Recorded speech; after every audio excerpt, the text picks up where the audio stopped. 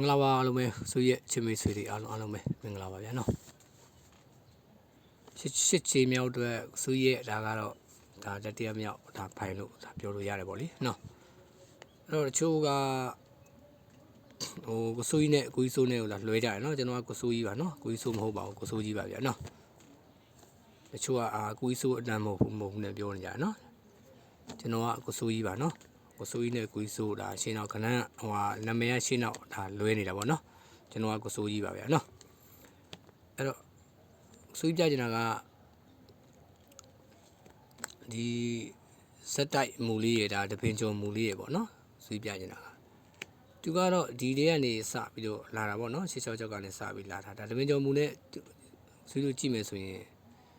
သူကဒီ9ထိန်းနဲ့10ထိန်းနဲ့3ပေါ့ဗျာ9ထိန်းနဲ့10ထိန်းနဲ့3ဆိုရင်သူကဒီခွန်ခါနဲ့6ခါနဲ့လည်း3ပဲပေါ့ဗျာခွန်ပိန်းနဲ့6ပိန်းနဲ့လည်း3ပဲ3ချက်ပေါ့ဗျာ9နဲ့10နဲ့3ပေါ့နော်10ထိပ်ပေါ့နော်ဒီခွန်နဲ့6နဲ့3ပေါ့ဒီခွန်နဲ့ဒီ6နဲ့လည်း3ပေါ့နော်အဲ့လိုလေးပေါ့သူရိုက်နေတယ်ပေါ့နော်အဲ့ဒါကိုဆိုပြီးတော့တပွဲချားကြည့်လိုက်နော်တပွဲချားလိုက်ရင်အဲ့လိုပဲသူက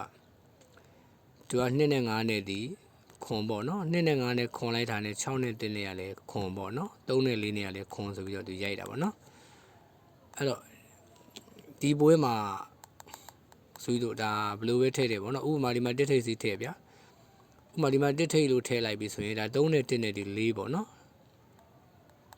4ပေါ့နော်ဒီနှစ်ခါနဲ့နှစ်ခါနဲ့ဒီ4ပေါ့ဗျာအဲဆိုရင်1နှစ်အတွဲပေါ့ဗျာနော်ခွန်ပိန်းနဲ့ခွန်ပိန်းနဲ့ဒီ4ပေါ့နော်တစ်ထိပ်စီထည့်လိုက်လို့ရှိရင်ဒါ1နှစ်ခွန်လို့ခဏဖြစ်သွားမယ်ပေါ့နော်တစ်ထိပ်စီထည့်ရင်1နှစ်ခွန်ဖြစ်သွားမယ်နှစ်ထိပ်စီထည့်ရင်2 3 8ဖြစ်သွားမယ်ပေါ့ဗျာဒါအဲ့လိုလေးပေါ့နော်ရှင်းလာမှုစုရချင်မေးဆိုနော်ဒီကနေစတာနော်9နဲ့10နဲ့ဒီ3နဲ့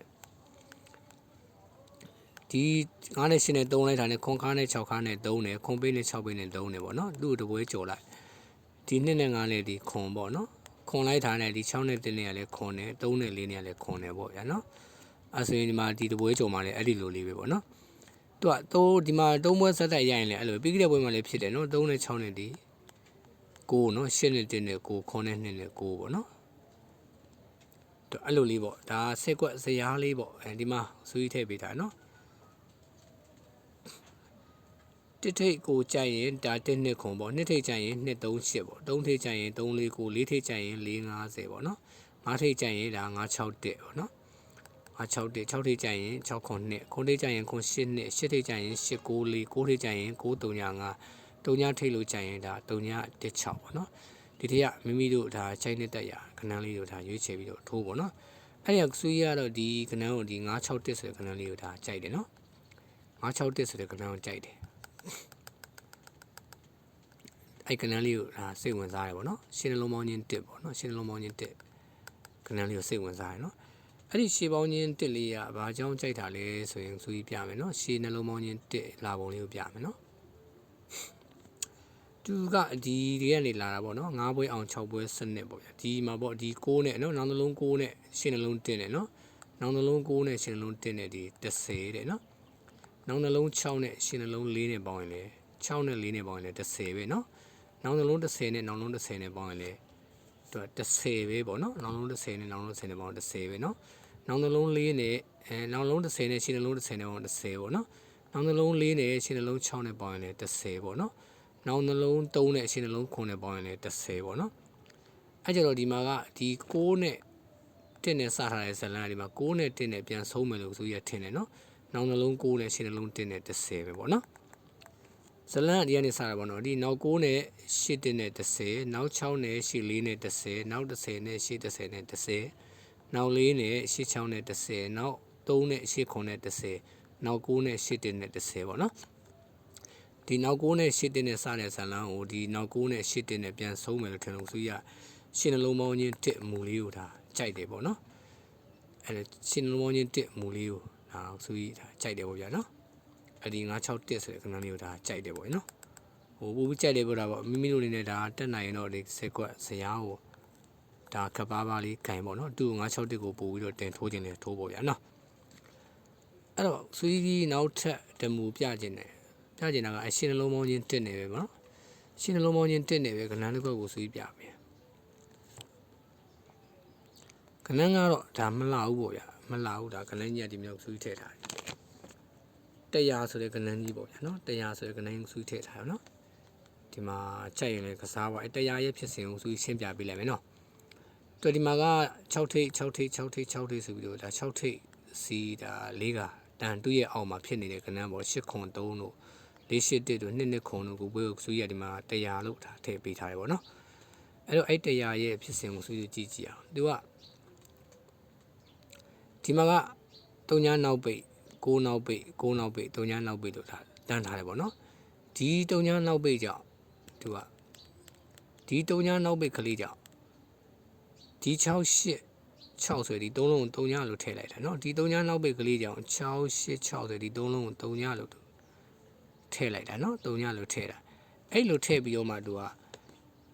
ဒီ3လုံးပေါင်းချင်း3ညသွားတာ8ထိပ်ရပြီပေါ့เนาะ686ဆိုတော့ဒီမှာ8ထိပ်ရတယ်ပေါ့เนาะ3ညဖြစ်ပြီဆိ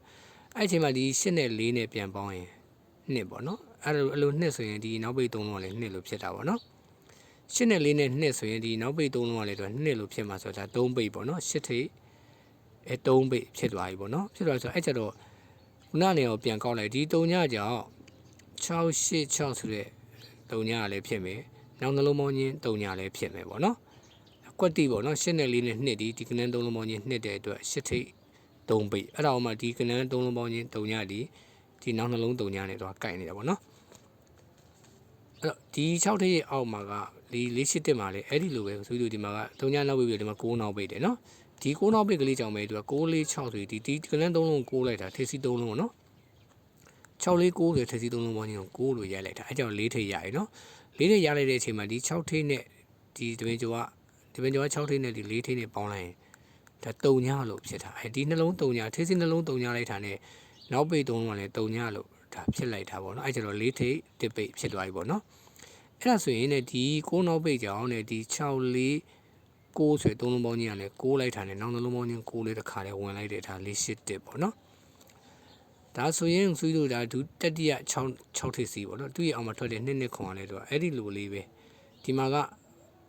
3ညနောက်ပိတ်ပြီး9နောက်ပိတ်ပြီးဒီမှာလည်း9လို့ဆက်နောက်ပိတ်တာเนาะဒီ9နောက်ပိတ်ကလေးကြောင်းねသူက6နှစ်တက်ဆိုတဲ့ထိပ်စီး3လုံး9လိုက်တာတယ်เนาะဒီ9နောက်ပိတ်လေးကြောင့်6နှစ်တက်ဆိုထိပ်စီး3လုံး9လိုက်တော့အဲ့ကျတော့ဒီမှာ2ထိပ်ရပြီပေါ့เนาะ2ထိပ်ရတဲ့အချိန်မှာဒီ9ထိပ်နဲ့ဒီ2ထိပ်နဲ့ပေါင်းရင်တော့ခွန်လို့ဖြစ်တာเนาะထိပ်စီးနှလုံးခွန်လိုက်တာနဲ့ဒီနောက်ပိတ်ကနန်း3လုံးကလည်းခွန်ဆိုပြီးတော့ဒါလိုက်တဲ့ဒါ2ထိပ်စီခွန်ပိတ်ပေါ့เนาะအဲ့ဒီအချိန်မှာ2ထိပ်စီခွန်ပိတ်ရလိုက်တဲ့အချိန်မှာတဲ့ဒီ9နောက်ပိတ်ကလေးကြောင့်ဒီ6နှစ်တက်လို့ကနန်း3လုံး9လိုက်တဲ့အချိန်မှာနောက်နှလုံးပေါင်းချင်း9ဆိုတာတစ်ခါလေးကတ်ပါလိုက်တဲ့နှစ်ခါလေးရတာ2ခွန်ဆိုကနန်းကိုဖြစ်တာပေါ့เนาะအဲ့ဒါဆိုရင်ဆွေးကဒီမှာလေးပဲပေါ့နော်ဒီမှာလေးပဲသူကဒီမှာ3ညနောက်ပိတ်9နောက်ပိတ်9နောက်ပိတ်ဒီမှာ3ညလို့နောက်ပိတ်ထားရနော်3ညလို့နောက်ပိတ်ထားဒီ3ညနောက်ပိတ်ကလေးကြောင့်ဆွေးကဒီ6တစ်3ဆိုပြီးတော့ဒီကနန်း3လုံးကို3ညလို့ရိုက်ချင်တာနော်6တစ်3မှာ3ညမှာလဲအဲ့ကြောင့်မှတစ်ထိပ်စီလေးရပြီပေါ့နော်အဲ့တစ်ထိပ်စီလေးရလိုက်လို့ဆွေးကဒီ9ထိပ်နဲ့တစ်ထိပ်နဲ့ပေါင်းလိုက်ရင်6ပေါ့နော်9ထိပ်နဲ့1ထိပ်နဲ့6ဆိုရင်ဒီနောက်ပိတ်ခဏန်း3လုံးကလည်း6လို့ဖြစ်ရမှာဆိုတော့ဒါတုံညာပိတ်ထဲမှာပေါ့ဒါကြောင့်1ထိပ်တုံညာပိတ်ပေါ့နော်အဲ့ဒါဆိုရင်ဒီတုံညာနောက်ပိတ်ကလေးကြောင့်ね6တစ်3လို့ထိပ်စီ3လုံးတုံညာလိုက်တာနဲ့နောက်နှလုံးပေါင်းချင်းတုံညာလေးကတခါလေးကပ်ပါလာတဲ့ဒါ100ဆိုတဲ့ခဏန်းပေါ့နော်ဆွေးရချင်းမိဆိုရှင်းလားမသိဘူးနည်းနည်းလေးချဲ့ပြီးတော့ဆွေးပြလိုက်မယ်နော်ချဲ့ပြီးတော့ပြလိုက်မယ်အဲ့ဒါတော့ပို့ပြီးရှင်းပါပေါ့နော်ဒီမှာခုချင်းကိုဆွေးချက်ပြမယ်နော်ဒီမှာ3ညနောက်ပိတ်တယ်နော်3ညနောက်ပိတ်ကြောင်းနဲ့သူက686ဆိုတဲ့ဒီထိပ်စီ3လုံးကို3ညလိုက်တာနော်686ဆိုတဲ့ထိပ်စီ3လုံး3ညလိုက်တယ်အဲ့ဒီအချိန်မှာဒီ8ထိပ်ရတာပေါ့နော်ဒီ3လုံး3ညမှာဆိုတော့8ထိပ်ထည့်လိုက်တော့နော်ဒီ8ထိပ်ကလေးရတဲ့အချိန်မှာဒီ4နဲ့ဒီတပင်ကျော်က4ထိပ်နဲ့8ထိပ်နဲ့ပြန်ပေါင်းရင်2အဲ့နှလုံး2လိုက်တာနဲ့နောက်ပိတ်ကနန်း3လုံးက2လို့ဒါထည့်လိုက်တဲ့ဒါ3ပိတ်နော်8ထိပ်3ပိတ်အဲ့ချင်းဒီ3ညလေးပြန်ကောက်ဒီ3ညလေးကြောင့်ဒီထိပ်စီ3လုံး3ညလေးထားတယ်နောက်နှလုံးပေါင်းချင်း3ညထည့်လိုက်တဲ့ဒါ8ခွန်3ပေါ့နော်အဲ့ဆိုရင်ဒီမှာက9နောက်ပိတ်လေးပေါ့ဒီ9နောက်ပိတ်လေးကြောင့်ねဒီမှာ649ဆိုပြီးတော့ဒီကနန်း3လုံး9လိုက်တာပေါ့နော်အဲ့ချင်းဒါဒီ4ထိပ်လေးထည့်လိုက်တာပေါ့ဗျာနော်ဒီ3လုံးပေါင်းချင်း9ဖြစ်အောင်4ထိပ်လေးထည့်လိုက်တာနော်အဲ့ချင်းမှာဒီ4ထိပ်လေးရတဲ့အချိန်မှာဒီ6ထိပ်နဲ့4ထိပ်နဲ့ပေါင်းရင်3ညကြောင့်မို့လို့ထိပ်စီနှလုံး3ညဖြစ်လို့361ဆိုရင်နောက်ပိတ်3လုံးကလည်း3ညလို့ထည့်လိုက်တော့ဒါ4ထိပ်စီတစ်ပိတ်ပေါ့နော်အဲ့ချိန်မှာဒီ9နောက်ပိတ်ကလေးကြောင့်ဒီထိပ်စီ3လုံးက9လို့ဖြစ်တဲ့ထားတယ်နောက်နှလုံးပေါင်းချင်း9လေးက ခါလေးလေးကပ်ပါလာလေးရှစ်တက်ပေါ့နော်အဲ့ဒါဆိုရင်ဒီမှာလဲ6နောက်ပိတ်ပေါ့နော်ဒီ6နောက်ပိတ်လေးကြောင့်ဆိုပြီးတော့ဒီမှာ6နှစ်တက်ဆိုပြီးတော့3လုံးပေါင်းချင်း6လိုက်တယ်နှစ်ထိပ်စီလေးရတယ်ပေါ့နော်အဲ့ဒီအချိန်မှာဒီ9ထိပ်နဲ့နှစ်ထိပ်နဲ့ပေါင်းရင်ခွန်မို့လို့ဒီနောက်ပိတ်ကနန်း3လုံးကလည်းခွန်လို့ဒါဖြစ်လိုက်တော့နှစ်ထိပ်စီခွန်ပေးရပြီပေါ့နော်အဲ့ဒီအချိန်မှာဒီ6နောက်ပိတ်ကလေးကြောင့်ဒီထိပ်စီ6နှစ်တက်ဆိုထိပ်စီ3လုံးက6လိုက်တာနဲ့နောက်လုံးပေါင်းချင်း6ကတခါလဲဆက်ပါတာပေါ့နော်အဲ့ဒါဆိုရင်အခုပွဲမှာကဆိုပြီးဒီမှာ6နောက်ပိတ်ကလေးစောင့်ပြီပေါ့နော်ဒီ6နောက်ပိတ်လေးကြောင့်ဆိုပြီးတော့ဒီ6တက်နှစ်လို့3လုံးပေါင်းချင်းsorry 3ညနောက်ပိတ်လေး3ညနောက်ပိတ်လေးနော်3ညနောက်ပိတ်လေးကြောင့်6တက်3ဆိုရင်3လုံးကို3ညလို့ထည့်လိုက်ပြီပေါ့နော်အဲ့မှာတက်ထိပ်ရပြီတက်ထိပ်ရတဲ့အချိန်မှာ9ထိပ်နဲ့တက်ထိပ်နဲ့ပေါင်းလိုက်ရင်6မို့လို့နောက်ပိတ်ကနန်း3လုံးကလည်း6ဖြစ်အောင်ဆိုရင်3ညပိတ်ပေါ့နော်တက်ထိပ်3ညပိတ်အဲ့ချိန်မှာဒီ3ညနောက်ပိတ်ကြောင့်ဒီ6တက်3လို့ကနန်း3လုံး3ညလိုက်ထားတယ်နောက်လုံးပေါင်းချင်းက3ညလို့တခါလေးကပ်ပါလာတဲ့တရားဆိုတဲ့ကနန်းလေးကိုလည်းဒါဆိုရ